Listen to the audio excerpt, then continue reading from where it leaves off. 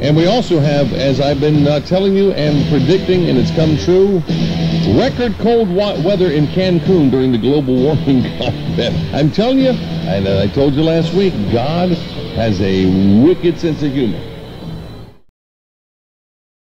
Corey, you would be up next. Corey, how are you? Great. How you doing? I'm doing great, Corey. What's up? Okay, well, I just wanted to mention something about global warming. And I know we may disagree on this, but I just want to say also that I typically do agree with almost everything that you do say, and I very much enjoy listening to your program. Thank you. Didn't you mention, I think when I just got in my car, didn't you mention that Cancun was experiencing cold temperatures? Yes. Is that right? Yes. Okay. Now you saw in the news where the ocean level is rising, and Cancun is trying to prevent itself from going underwater. You did see that in the news, right? No, I did not see that. The ocean level is actually not rising, but I mean they're welcome to think that it is. Okay, the ocean level is what I'm talking about, right? Right, but the ocean levels are not rising. Okay, well they're barricading their island off right now. I'll send you that news link. But I wanted to really touch on a couple of things. One is, first of all, you remember probably in the late 80s, early 90s when they were talking about the hole in the ozone layer. You remember that? Oh, yeah. Whatever happened with that? Well, you know, it's still the information that's going on currently is available online on your online encyclopedia. You can go check out what's going on right now with that hole. No one ever disagreed that it was caused by human beings. And I strongly disagree with that. I mean, the thing that it is, what we found out is that the ozone level and the ozone hole, which is at the poles, actually opens and closes. It's a thermostat for the Earth, and that's what they've figured out since then.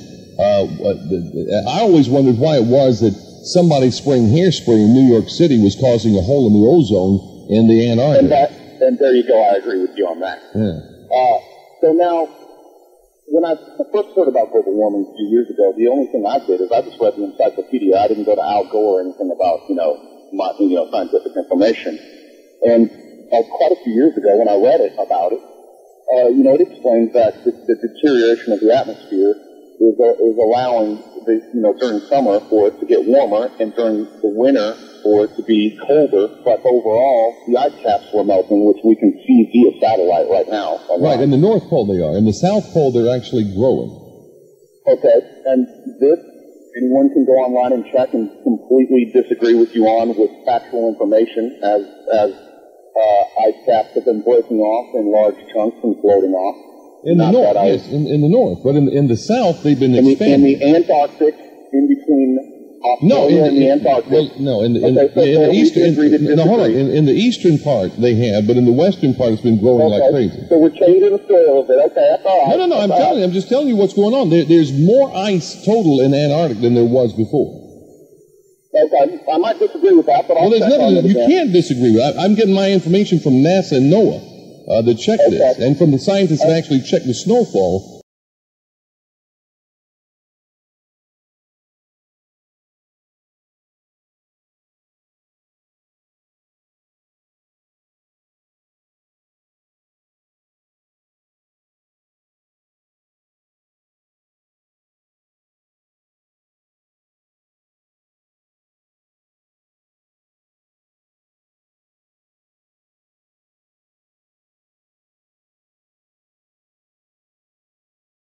And the ice level there, and there's more ice in the South Pole than there was before. Okay, and I disagree from the information I've seen on the online encyclopedia. Okay, well I'm talking directly with the people who are over the satellites. A good friend of mine is the lead scientist on the NASA Aqua satellite that checks the temperatures around the entire globe, and I'm getting my information from him. So I don't know where you're getting yours, but this is what it says. You can quote your reference to that person maybe after the phone conversation.